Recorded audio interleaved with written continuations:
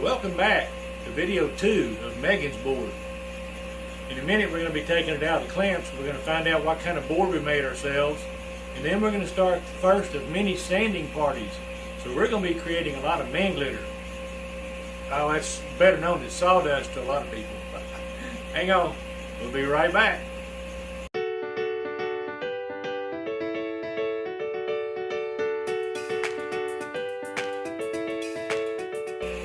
Alright, here we go. We're going to start pulling it out of the clamps. We're going to loosen up all the clamps. And a lot of clamps to undo. The board looks good. I don't have a whole lot of cleanup left to do, so I think it's going to be looking pretty sharp. We'll loosen it. There we go. Just like that. We got the caul out of the way.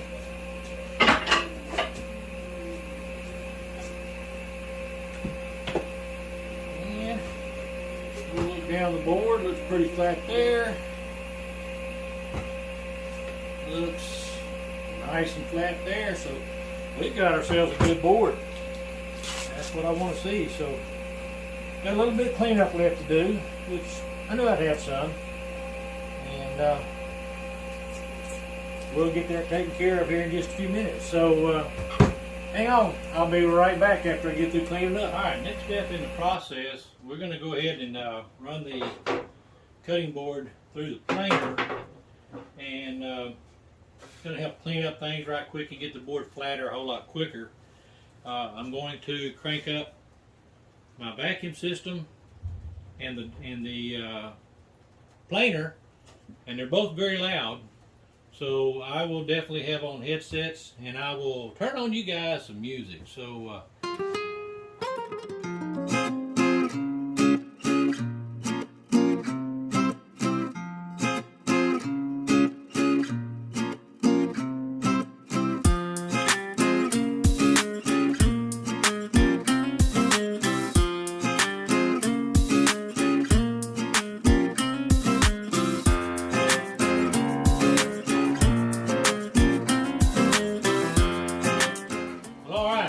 we made it through it. It don't look pretty to you right now, but I can sand all this out and it will look pretty when I get through with it. All these black marks will be gone. Like I said, my rollers are about shot. This little line right here and right here, that's called snipe. Pretty common with these smaller lunchbox planers, and I can get that out so it'll be nice and smooth. So now we're going to put the planer up. We're going to set back up, and the sanding party starts. So hang on, I'll be right back. Alright, I hope you can hear me over my noisy air conditioner, but I got to have the air, so I apologize up front. Plus, the sander's going to make some noise, so I'm going to drown it all out with music for y'all anyway. So anyway, what I'm starting out with is 80 grit sandpaper, and I'll work it all the way around. I'll flip the board over, do the same thing on the other side, and work it up, and then I'll go from 80 grit to 120, and I may even take it on up to 180 grit, but then we'll get this pretty close to a finished sanding that we want, and then we'll get the juice ring cut in it, we'll get the lasering done, we'll get it cut to length. And so we're making progress. We're on the quick side of building the cutting board now, so here we go.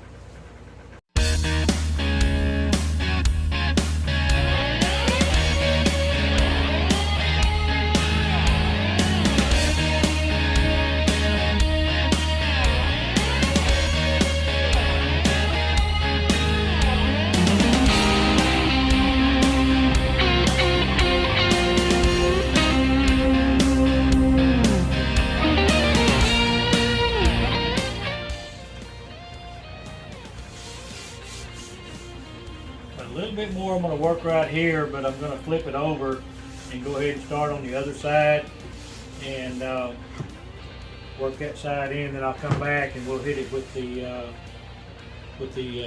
120 and bring it on in with it. So this little rubber block right here is a belt cleaner or a disc cleaner. It gets all the grit and grime that's on there, and it kind of renews the life of of the sanding bed. So here we go.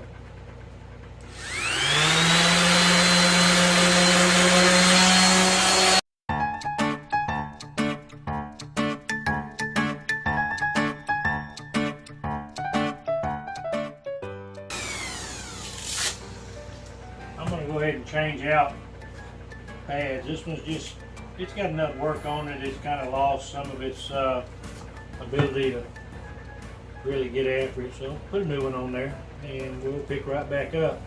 Now you may notice I'm going in a straight slow pattern, and that's because this is a random orbital sander.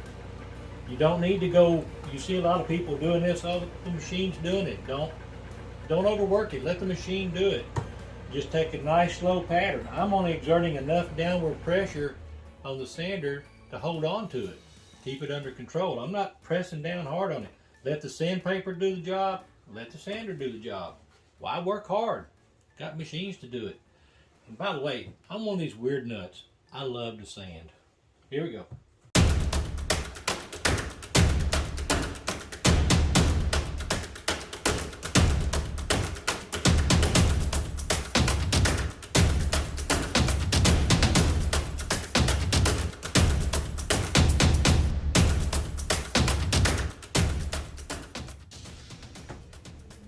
Okay, now it's sanding trick time. We're going to take this carpenter's pencil, and I'll do this on both sides, and we're just going to put some pencil marks all on top of the board.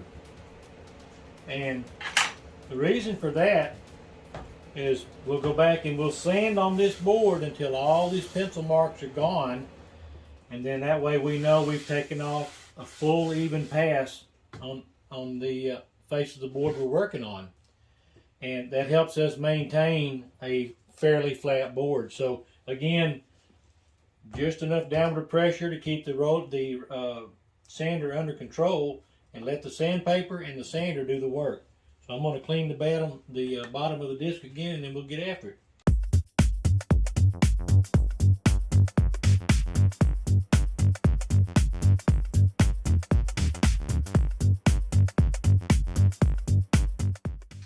I'm not sure if you can see them, but I've still got some little pencil line marks right up in through here. So I have not got an even sand, so I'm going to go one more time right across there.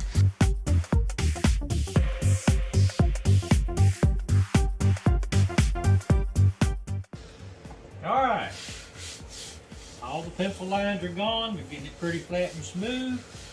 So that's the way I'm going to continue on for probably about another 2 hours. I'm not going to bore y'all with all that, and I'll edit out a lot of this, I promise you. I'm not going to bore y'all with all this, but this is what I'm doing to both sides of the boards. So this is one side is pretty much done with the 180 grit.